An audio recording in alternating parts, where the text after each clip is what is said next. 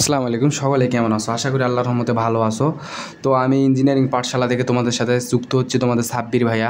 তো আজকে কেমিস্ট্রি বিষয়ে আমি একটা প্রাথমিক তোমাদের ধারণা দেব। প্রথম অধ্যায় পারমাণবিক গঠন। তো তোমরা ভিডিওটা না টেনে সম্পূর্ণ ভিডিওটা দেখো, তোমাদের উপকৃত হবে। 100% কমন থাকবে প্রথম অধ্যায় থেকে। ভাই প্রথম অধ্যায় থেকে প্রশ্ন হবে, মাস্ট বি। তো ভিডিওটা না টেনে সম্পূর্ণ দেখার চেষ্টা করবে ইনশাআল্লাহ। আজকে তোমাদেরকে ফুললি যেগুলো রচনামূলক আছে, অতি সংক্ষিপ্ত এগুলো আগে আমি ধারণা দেওয়ার চেষ্টা করবো। তার আগে বলে নিই যে হচ্ছে প্রশ্নের যে পরীক্ষার মান, সেই মানটা কেমন হবে। প্রথমে তোমার পারমাণবিক গঠন এই অধ্যায় থেকে ভাই তোমার 13 মার্ক মার্কস বি, সর্বনিম্ন 13 মার্ক থাকবে। কত মার্কস? 13 মার্কস থাকবে। 13-র উপরও থাকতে, আর 13-র কমে আসবে না। প্রতীকী যোজনের গুরুত্বপূর্ণ অধ্যায়, এখান থেকেও তোমাদের রচনামূলক সংক্ষিপ্ত থাকবে, মাস্ট বি। তারপর রয়েছে হচ্ছে গ্যাস বিষয়টা কিন্তু আসলেই খুবই সেন্সিটিভ এবং গুরুত্বপূর্ণ একটা বিষয়। রাসায়নিক বন্ধন, তোমরা এসএসসি 9-10-এ খুব সুন্দর করে পড়ে আসছো। এগুলার থেকে মানে 4 অধ্যায় রাসায়নিক বন্ধন থেকেও তোমরা প্রশ্ন পাবে, অবশ্যই প্রশ্ন পাবে। তারপর হচ্ছে আয়নিক ভারসাম্য আর হচ্ছে রাসায়নিক বিক্রিয়া। তোমার হচ্ছে এখানে রাসায়নিক বন্ধন আর আয়নিক বন্ধন দুইটা মিলে একটা মানে হচ্ছে রচনামূলক প্রশ্ন হবে। তো তারপর রাসায়নিক বিক্রিয়া, জারণ বিজারণ, এগুলা থেকেও তোমাদের প্রশ্ন আসবে। তারপর হচ্ছে পানি, তড়িৎ, রাসায়ন, জৈব প্রাথমিক, এগুলা মোট তোমাদের 15টা অধ্যায় রয়েছে মনে হয়। হ্যাঁ, 15টা অধ্যায় থেকে তোমরা ফুললি পরীক্ষায় কমন পাবে ইনশাল্লাহ।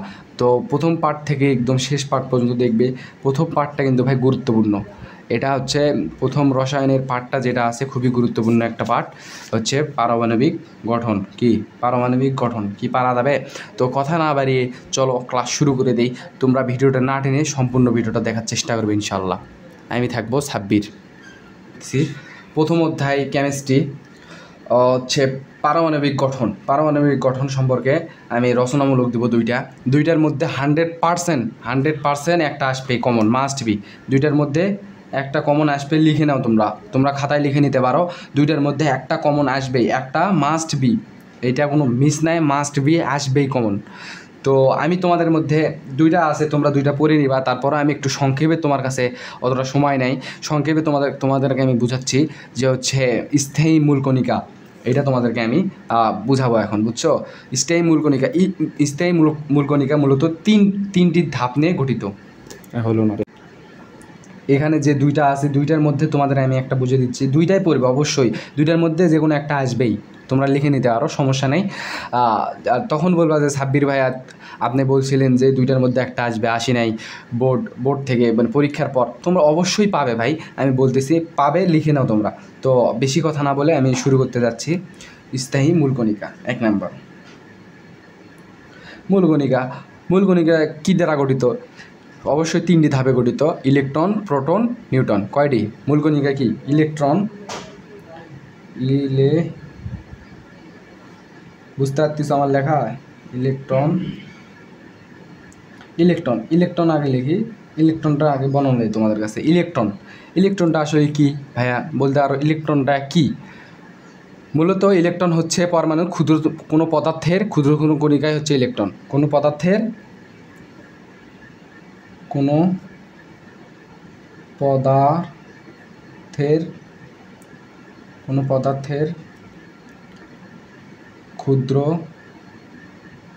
ক্ষুদ্র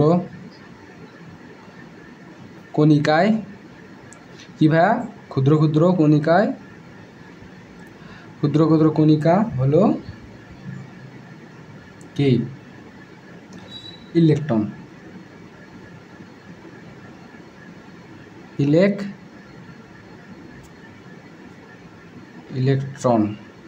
কি বুঝতে পারতেছ আমার লেখা যেহেতু স্পিডে লিখতেছি ভাইয়া, খারাপ হচ্ছে, সমস্যা নাই। হচ্ছে ক্ষুদ্র কণিকায় হচ্ছে কি? ইলেকট্রন। আর এটি ভাই আরেকটি বর্ণনা দেই, এইটি ইলেকট্রনটা আসলে হচ্ছে মানে কত সালে কে আবিষ্কার করছে, এই বিষয়টা অবশ্যই জানতে হবে। 1897 সালে স্যার জে থমসন এই বিষয়টা, ইলেকট্রনটা আবিষ্কার করে। কে? 1897 খ্রিস্টাব্দে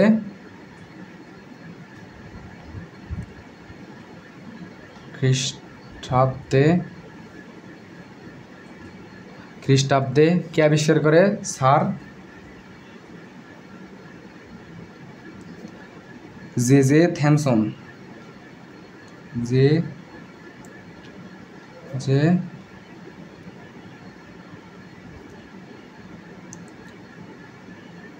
থমসন। এতখানি বোঝার সময় আমার কাছে নেই, আমি তোমাদেরকে মুখে বলে দিচ্ছি, তোমরা লিখে নাও। তাহলে ভাইয়া কি ইলেকট্রনটা আসলে কি? ইলেকট্রনটা হচ্ছে পদার্থের ক্ষুদ্র কণিকাই হচ্ছে ইলেকট্রন, বুঝছো? 1897 সালে স্যার জে থমসন একটি ক্যাথোড রাশির উপর পরীক্ষা করে ইলেকট্রনের অস্তিত্ব আবিষ্কার করে। কি রাশির উপর? ক্যাথোড রাশি। ক্যাথোড রাশিটা আসলে কি এটা আমি তোমাদেরকে পরে একটু পর ধারণা দিচ্ছি। ইলেকট্রনের ভর সংখ্যা কত ভাইয়া? ইলেকট্রনের ভর সংখ্যা এই তোমাদের খালি বোঝাচ্ছি জাস্ট, আমি মুখে বলতেছি, তোমরা শোনো, অথবা লং করা যাবে না ক্লাসটা। তাহলে ইলেকট্রনটা হচ্ছে কি 9 ইলেকট্রনের হচ্ছে ইলেকট্রনের হচ্ছে ভর সংখ্যা বলতেছি 9.1085 গুণন 10⁻⁻28 গ্রাম। এটা হচ্ছে ভর সংখ্যা। কার ভর? ইলেকট্রনের ভর। এটা কি? ভর সংখ্যা। খুবই গুরুত্বপূর্ণ ক্লাস, তোমরা ক্লাসটা স্কিপ করবে না। তারপর ইলেকট্রনের ভর সংখ্যা কিন্তু এটা ভাইয়া, ইলেকট্রনের ভর সংখ্যা হচ্ছে 9.1085 গুণন 10⁻28 গ্রাম। এটা হচ্ছে ইলেকট্রনের মূলত ভর সংখ্যা। ইলেকট্রনটা ভাইয়া, এখন ইলেকট্রন হচ্ছে ধনাত্মক চার্জযুক্ত। ইলেকট্রন কি? ধনাত্মক চার্জযুক্ত। আর হচ্ছে ইলেকট্রন সাধারণত কি? ইলেকট্রনের প্রতীক সংখ্যা কি? ইলেকট্রনের প্রতীক তাহলে আমি বলে দিচ্ছি, তোমাদের সংক্ষেপে বলে দিচ্ছি ভাই, সময় আমার বেশি নাই, আমি সংক্ষেপে তোমাদের বলে বোঝাচ্ছি। ইলেকট্রনের প্রতীক সংখ্যা হচ্ছে এইটা ই। ইলেকট্রনের প্রতীক সংখ্যা হচ্ছে এইটা। তারপর ভাই ইলেকট্রন গেল। প্রোটন কি ভাইয়া? ইলেকট্রন তো বুঝলাম, প্রশ্ন থাকতে পারে না, প্রোটন কি? এটা সাধারণত প্রোটনটা কে আবিষ্কার করে? এই তথ্যটা সর্বপ্রথম প্রমাণ করে রাদারফোর্ড বিজ্ঞানী। কি? রাদারফোর্ড 1911 খ্রিস্টাব্দে এটি মূলত আবিষ্কার করা হয়। কত সালে? 1911 খ্রিস্টাব্দে। 1911 খ্রিস্টাব্দে রাদারফোর্ড এই প্রোটন সংখ্যাটা আবিষ্কার করে। এটি সাধারণত একটি নিউক্লিয়াসের ভিতর থাকে। কি? প্রোটন সংখ্যাটা কি থাকে ভাইয়া? যেমন বলতে আরও, এটা মূলত কি? নিউক্লিয়াস। এটা চারিদিকে, এটা মূলত নিউক্লিয়াস। প্রোটন সংখ্যাটা কই থাকে? মনে থাকবে ভাইয়া, প্রোটন সংখ্যাটা কই থাকে? প্রোটন সংখ্যাটা মূলত নিউক্লিয়াসের ভিতর থাকে। প্রোটন সংখ্যাটা কই থাকে? নিউক্লিয়াসের ভিতরে থাকে ভাই প্রোটন সংখ্যা। মনে থাকবে, প্রোটন সংখ্যাটা 1911 সালে বিজ্ঞানী রাদারফোর্ড এটা আবিষ্কার করে। প্রোটন সংখ্যা ভাই, ভর সংখ্যা কত? অনেকের প্রশ্ন থাকতে পারে, প্রোটন সংখ্যার ভর সংখ্যা কত ভাই? অবশ্যই প্রোটন সংখ্যার ভর সংখ্যাও জানতে হবে, তোমরা নোট করে নিতে পারো, সমস্যা নেই। 1.673 গুণন 10⁻24 গ্রাম। তাহলে ভাইয়া প্রোটন সংখ্যার ভর সংখ্যা কত, ইলেকট্রন সংখ্যার ভর সংখ্যা কত, এটা কিন্তু গুরুত্বপূর্ণ। এটা তোমরা তিনটা করে ধাপে ধাপে লিখতে পারো, স্থায়ী মূল কণিকা, এটা পরীক্ষায় আসবে। নিউটন। এখন ভাইয়া আমি সংক্ষেপে আলোচনা করতেছি নিউটনটা কি ভাইয়া? আমি প্রশ্ন থাকতে আর নিউটনটা কি আবিষ্কার করে? তো অবশ্যই জানতে হবে, তাই না? এগুলো তো তোমাদের জানতে হবে। বিজ্ঞানী জেমস চ্যাডউইক সাধারণত এটি হচ্ছে 1992 খ্রিস্টাব্দে 1932 খ্রিস্টাব্দে এটা আবিষ্কার করে। বিজ্ঞানী চ্যাডউইক 1932 খ্রিস্টাব্দে এটি আবিষ্কার করে। এটিও মূলত নিউটন পরমাণু নিউক্লিয়াস অবস্থান করে। নিউটন মূলত পরমাণু নিউক্লিয়াসে অবস্থান করে। তাহলে নিউটনের ভর সংখ্যা কত ভাইয়া? প্রশ্ন থাকতে পারে। নিউটনের ভর সংখ্যা হচ্ছে কত? 1.673 গুণন 5 হবে, এটা 5 গুণন 10⁻24 গ্রাম। তো বুঝতে পারছো ভাইয়া? তো আমি এই বিষয়টা এই পর্যন্ত তোমাদের জাস্ট বোঝানোর চেষ্টা করলাম, ধারণা দেওয়ার চেষ্টা করলাম। তাহলে নিউটনকে কী দ্বারা প্রকাশ করে ভাইয়া? অনেকে প্রশ্ন করতে পারে নিউটনকে কী দ্বারা প্রকাশ করে? নিউটনকে কী দ্বারা প্রকাশ করা হয়? নিউটনকে মূলত এন বা 1n0 এটা হচ্ছে প্রতীকী সংখ্যা। কী সংখ্যা ভাইয়া? প্রতীকী সংখ্যা। তো এই সম্পর্কে তোমরা এই দুটার সম্পর্কে তোমাদের আর কোনো সমস্যা যাতে না থাকে, তোমরা আর একটু ভালোভাবে, আমি তো সংক্ষেপে বুঝালাম, তোমরা ভালোভাবে এটা আয়ত্ত করার চেষ্টা করবে। ইনশাআল্লাহ এখান থেকে তোমরা 8 মার্ক, এই দুটার মধ্যে থেকে 8 মার্ক কমন পাবা ভাই। লিখে নাও তোমরা, আমি এই দুটার মধ্যে তোমাদের 8 মার্ক কমন দিয়ে দিলাম। মূলত আমি এখান থেকে তোমাদের 13-র উপর মার্ক দেওয়ার চেষ্টা করবো প্রথম অধ্যায় থেকে। প্রথম অধ্যায় অবহেলা করলে হবে না, সহজ আছে বিষয়টা, তোমরা পড়লে বুঝতে পারবা। কিন্তু তোমাদের আমি 8 মার্ক এখন কনফার্ম দিলাম। দেন এই যে সংক্ষিপ্ত থেকে একটা আসবে, আর হচ্ছে তোমার অতি সংক্ষিপ্ত থেকে একটা আসতে পারে। তাহলে মোট 13 মার্ক হচ্ছে। 13 মার্ক তোমাদের আমি এখান থেকে কনফার্ম দিবই। এরও 13-র বেশিও আসতে পারে, 13-র কম আসবে না। বুঝতে পারছো ভাইয়া? তাহলে তোমাদের আমি বোঝাচ্ছি হচ্ছে কি, এখন বোঝাবো হচ্ছে অণু। তো অণু পরমাণুর পার্থক্য, এটা তোমরা বইয়ে দেখবে, বইয়ে কিন্তু খুঁজলেই পাবে। বুঝতে পারছো? অণু পরমাণু,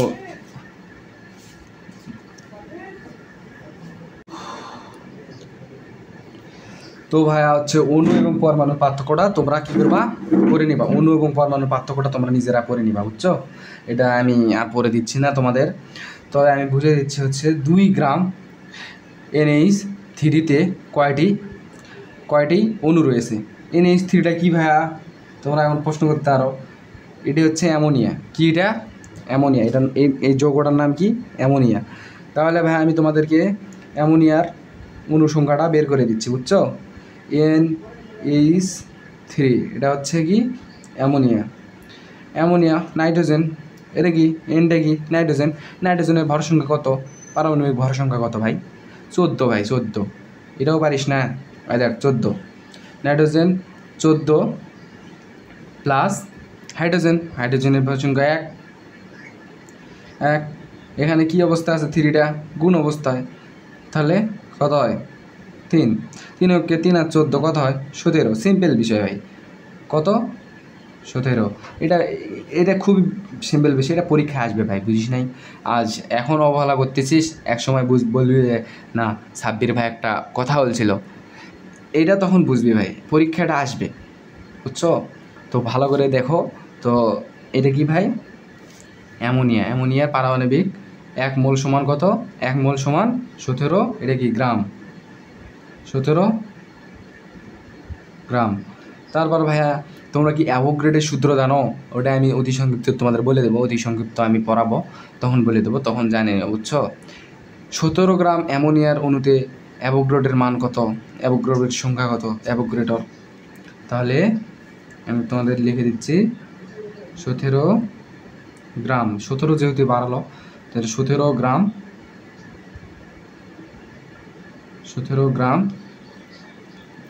তাহলে 17 গ্রাম অ্যামোনিয়াতে অণুর সংখ্যা,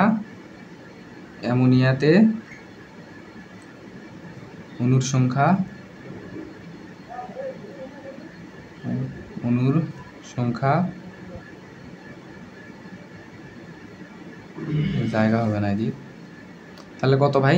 17 অ্যামোনিয়াতে অণুর সংখ্যা কত ভাই? তাহলে অ্যাভোগাড্রোর মান কত? 6.023 10 কত গুণন 10⁻23, 23। বুঝছিস ভাই? 23। তাহলে 2 গ্রাম অ্যামোনিয়াতে অণুর সংখ্যা কত? এখানে প্রশ্ন আছে ভাই, 2 গ্রাম। এই দেখ 2 গ্রাম অণুতে ভাই অ্যামোনিয়ার অণুর সংখ্যা কত? তাহলে 2 গ্রাম অ্যামোনিয়াতে অণুর সংখ্যা, একটু বড় করে লিখি, বুঝতে পারতে সুবিধা হবে। 6.023 গুণন 10⁻23 গুণন কত? 2 যেহেতু আছে 2, তাহলে নিচে কত? পারমাণবিক সংখ্যা 17 হলে ভাই ক্যালকুলেটর, এটা মান জানা আছে, দাঁড়াও। তো কত হয় জানিস? কত বের হয়েছে? 7.086 গুণন 20 কত? 22। অ্যান্সার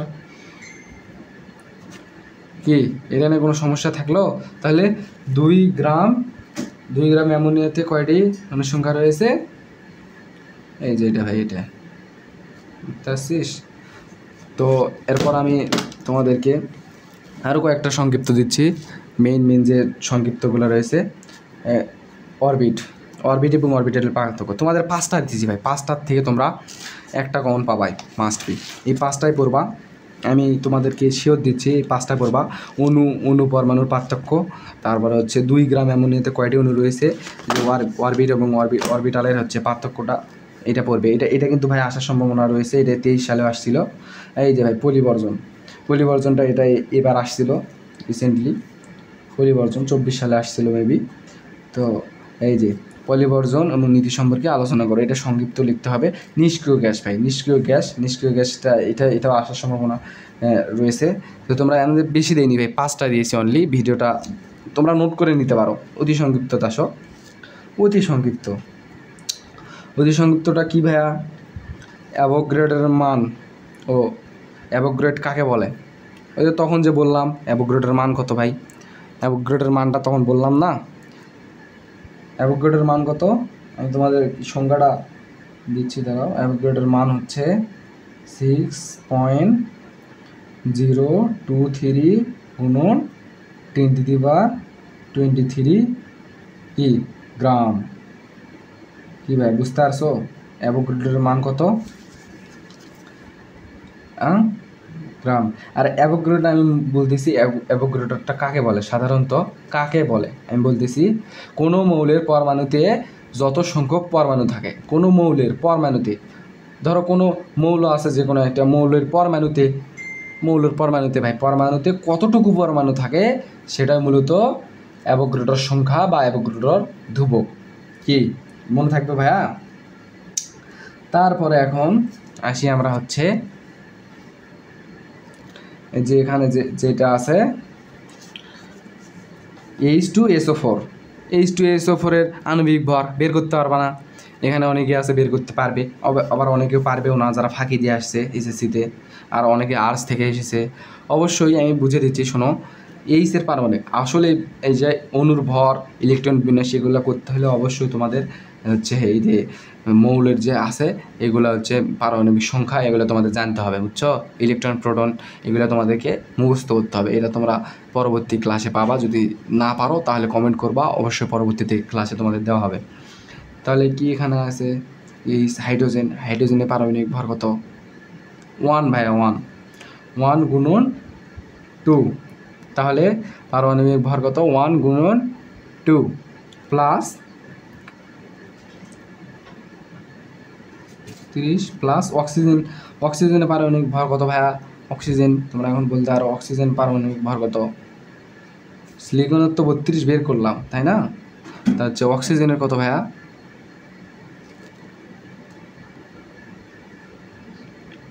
অক্সিজেনের হচ্ছে 16 ভাইয়া, 16 গুণন কত? 16 গুণন 4। তাহলে এখানে এখন বের করো, তোমরা এখন নিজেরাই বের করতে পারবা। তাহলে 2 কে কত হয়? 2। তা হচ্ছে 32 তো প্লাস থাকবে, তাহলে প্লাস 16 গুণন 4 কত হয় ভাইয়া? 16 গুণন 4, 4 কত হয়? 64। কত হয়? 64। তাহলে অ্যান্সার কত বের হলো ভাইয়া? 98। তাহলে কি বের করলাম আমরা? H2SO4 এর আণবিক ভর বের করলাম। এখন ভাইয়া আইসোটোপ কাকে বলে এটা তোমরা পড়ে নিবা। আমি তোমাদের কয়টা দেবো জানো? তোমাদের 4টা দেবো, 4টা বা 5টা দেবো। 5টার মধ্যে তোমাদের যে কোনো একটা মাস্ট বি, কি যে কোনো একটা আসবেই। তাহলে আইসোটোপ কাকে বলে ভাইয়া? এখন আইসোটোপ তোমরা নিজেরা পড়ে নিও, বুঝো নাই? সময় কম, সময় সংক্ষিপ্ত হওয়ার কারণে আমি তোমাদেরকে বুঝে দিতে পারতেছি না। তোমাদের এখন আমি ইলেকট্রন বিন্যাস দেখাবো, বুঝছো? এখানে আছে সোডিয়াম। আগে সোডিয়ামের ইলেকট্রন বিন্যাসটা বের করি। 11 ইলেকট্রন বিন্যাসটা দেখায়, খুবই সহজ, মনোযোগ দিয়ে দেখো। এগুলা ভাই পরীক্ষাতে আসবেই, must be. 1s 2s 2p, বুঝছো? 3s। অবশ্যই তোমাদের জানতে হবে ধারণ ক্ষমতা সম্পর্কে অবশ্যই জানতে হবে। তাহলে 1s এর ধারণ ক্ষমতা কি জানো ভাইয়া? সর্বোচ্চ কত? 2। 1s 2s, এস এর ধারণ ক্ষমতা সর্বোচ্চ কত? 2।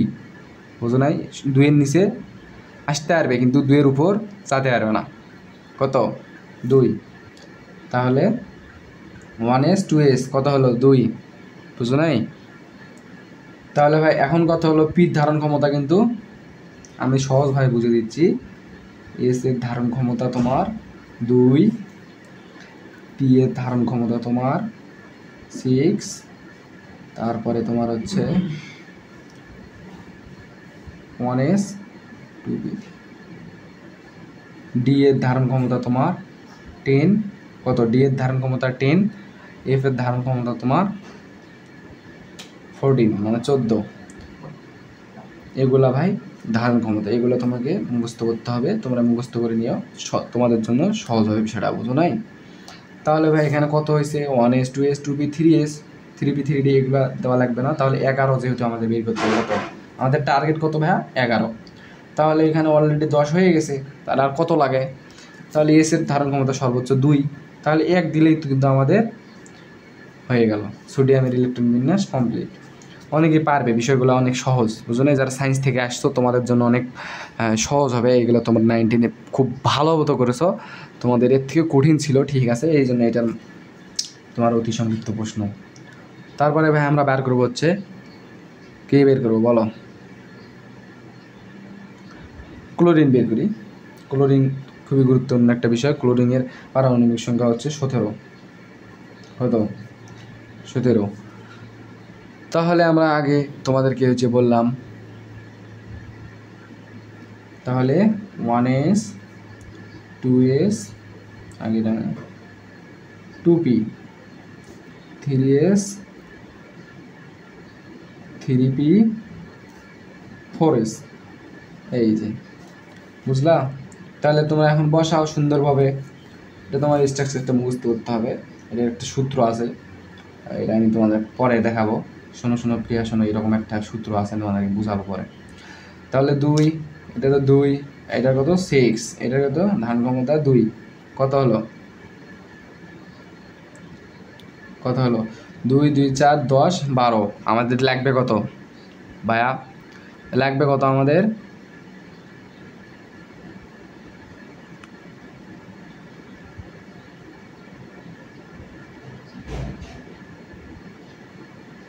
তাহলে তোমার এটা লাগবে না, লাগতেছে না, বুঝছো? লাগতেছে কত? তাহলে 10 12 আমাদের লাগবে কত? 17। এটার ধারণ ক্ষমতা কত? সর্বোচ্চ 6, তাহলে সর্বোচ্চ 6 হলে 5। তাহলে দেখো তো ভাইয়া 17 হয়েছে নাকি? 2 2 4 10, 5 আর 2 17। এই যে ভাইয়া সহজ বিষয়, এত সহজ তোমরা পাবা না কথা, বুঝছো? এই দেখো খুবই সহজ বিষয় একটা। তোমাদের আর কি আর এই ইলেকট্রন বিন্যাসে এই দুইটার কোনো সমস্যা আছে? আরেকটা দেখাবো, আরেকটা দেখেই আমি শেষ করবো আজকের ক্লাস।